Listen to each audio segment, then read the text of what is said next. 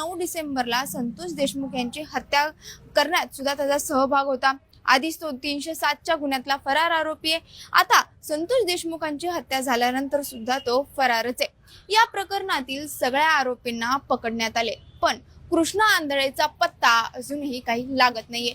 त्याच्या घरच्यांना सुद्धा तो कुठे हे माहित नाहीये। तशी त्यांची चौकशी झाली आहे, पण संतोष देशमुख यांची हत्या झाल्यानंतर कृष्णा केज तालुक्यातून धाराशिव जिल्ह्यातल्या वाशी तालुक्यातून संभाजीनगर आणि इथून पुढे पुण्यातल्या भोसरी ते मुंबईतल्या भिवंडी असा प्रवास त्याने केला।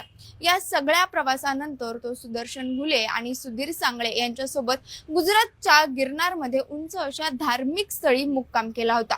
त्यानंतर त्याला सुदर्शन आणि सुधीरने पैसे आणायला खाली पाठवलं आणि तो तिथूनही फरारच झाला आणि यानंतर त्याचा काहीच पत्ता नाहीये। गिरनार मधलं मंदिर हे त्याचं शेवटचं लोकेशन होतं।